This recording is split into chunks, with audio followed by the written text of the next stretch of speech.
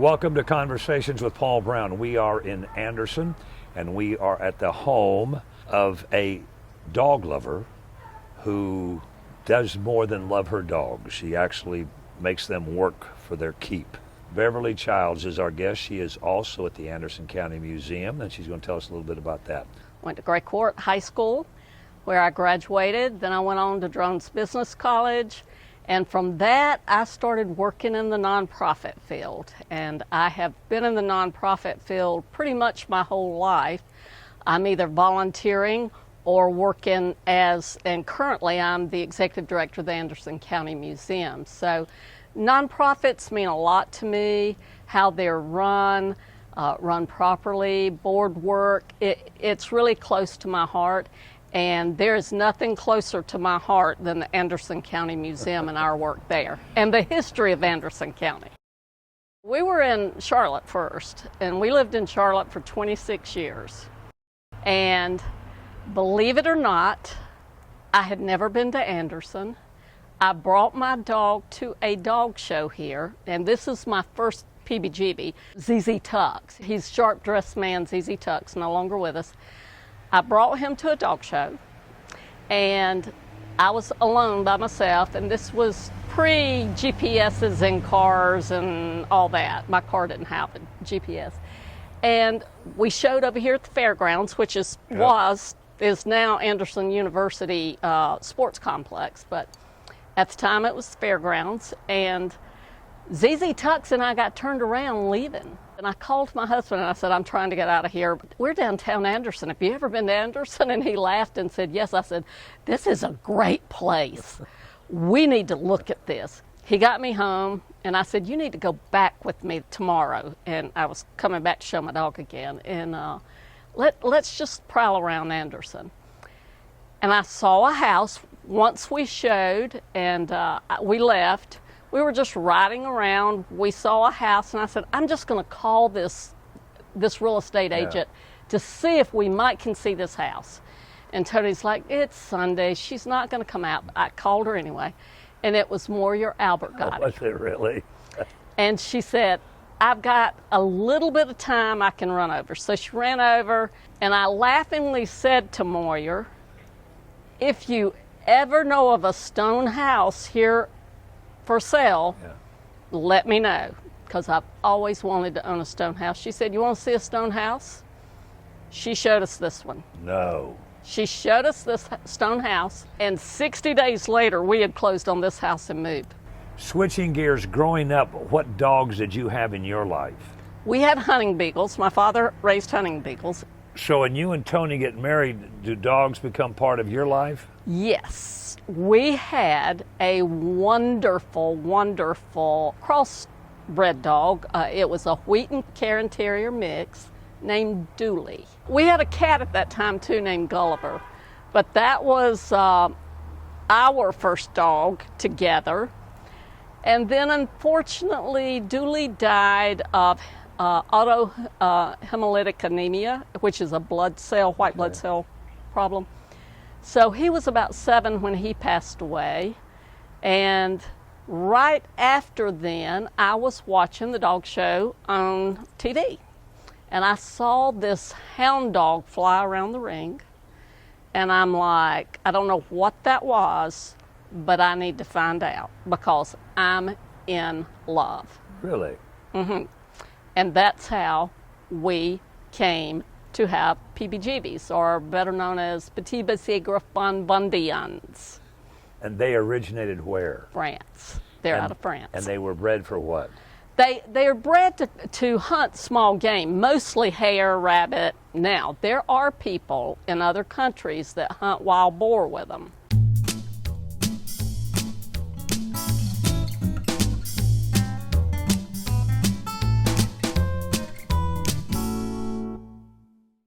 Welcome back. Beverly Childs is our guest. So once you took that dog home, dogs have become an important part of your life.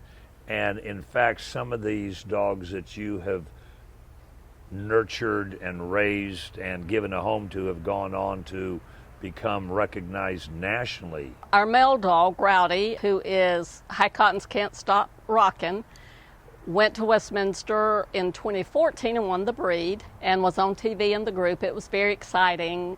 We had so much fun. That was our first trip to Westminster. But for us to win on our first trip was fun, to say the least. I took Willet for the first time to Westminster, and she got an award of merit. She was about 1.5, so that was pretty good for her. And I showed her. Zach Helmer showed Rowdy when he won it at Westminster, which is a professional handler, but I showed Willet, and that makes it special too when you show your own dog. It's a different atmosphere. It's electric. There's cameras everywhere. There's TV cameras. There's photographers. It's just a lot of fun. It's a great show. If you love dogs and you've never been, I would make that a bucket list trip. And how was it that you decided that you would show the dog yourself? Did you have to prepare for that? Is training involved? Have you got to go through class 101? Not much of a trainer, by the way. There are so many talented people out there in that regards, but it's not me. But then when I got Rowdy, I decided I was going to show him, and I did show him, and I put his grand championship on him. And then we sent him out for a little while with Zach Helmer, and that's when he won at Westminster. And then I continued to show him off and on. Most of the time, if they're well cared for, they'll come back. I mean, we plan on breeding Willet in February, and I don't know that she'll be ready to show in June, but we'll probably show her later in the year. And I guess you've done a lot of research on who the father of the expectant litter is going to be. We haven't quite made a decision on that yet. We're still working on it, but what's important to me as a breeder is that we do our health testing. So a lot of people say, wow, why do you do all that? We do heart tests, we do hips. Our breed is a long, low breed, and hip dysplasia it's not overly common, but it can happen. I do hips on my dogs. We also have something in our dogs called primary open angle glaucoma, which our health and rescue, PBGV Health and Rescue, did fund some grants that helped find the marker for what we call POAG, which is primary open angle glaucoma, and now we test our PBGVs for that. So you know if you have a clear dog. Rowdy is clear. We will have to breed her to a clear male. When we breed her to a clear male, we will have to test all the puppies. They will, generally you'll get about half and half. You'll get half clear, half carriers, but you just test them and know what you have immediately. Testing is very important to a purposeful bred dog. Preservation breeding is very important. Breeding a dog to its standard. You know, I'm not breeding my dog just to breed it. I'm breeding it to carry on our PBGV standard. And each purebred dog has a standard. So you just go to any website and you can pull it up. But I think that's so important, knowing the health of your dog, knowing what you're breeding. If people want a purebred dog, they certainly need to go to a good breeder that does some testing and understands the standard of their breed and cares about carrying forth the breed in the manner it's supposed to be carried forth in. People ask me about food all the time and dogs, and this is what I say. It's important, no matter what you have, if you have a pet, if you have a purebred dog you're showing, no matter what, you need to love them and feed them and take care of them to the best of your ability. I am fortunate that I can provide really good care for my dogs. We don't have children. These are our babies. My dogs go to the animal chiropractor. We get them adjusted. We feed them really well. I watch their weight more than I watch mine. I'm not one to feed a dog off people food. I do, when we go to shows, my dogs do get some chicken in the ring, which is baiting them. I feed them good quality treats when I'm training them. But I'm not going to sit here and say you should never feed your dog something you buy at the grocery store. I won't say that, because I think people do what they can afford to do, and I think it's important that you do that. I think show people generally have a different method of feeding their dogs. A lot of people feed raw. I don't. Feed raw? Raw. Yes. What does that mean? A lot of my friends feed just a plain raw diet. It's raw chicken. It's, I can't do it because I just don't have the time to think about it. Because at that point, if you're feeding a raw diet, you're also working in the minerals and the vitamins, and there's more to it than I, with my job, can do. Okay. But a lot of the agility people, a lot of the high performance purebred dogs that you see doing agility and running, doing different things, they feed a raw diet. We do hunting trials with our dogs, and they hunt rabbit. Willet is named after the Willet bourbon. So she is Grand Champion Crépus Visage, aged to perfection at Stonehouse. She has her junior hunting title, and that's hunting in a pack. So the first thing you have to do is your dog has to pass the hunting instinct test. So when they're younger, normally you start them younger, they go out on the field and there's this little hunting instinct test, and once you pass the hit, then you progress on to a junior hunting title, and you hunt in a pack. And the way they score you is your dog has to do certain things. So one thing your dog has to do is go in the brush, look for the rabbit, flush the rabbit. The rabbit, hopefully, if you're lucky, the rabbit comes out and the dog comes out after it, and they go on the chase. And normally, the rabbit's going to take a left or right turn, and the dog might go straight, and your dog gets scored on if it realizes it's lost the scent and turns around and comes back and picks up the check and goes on to find the rabbit, or if it just gives up.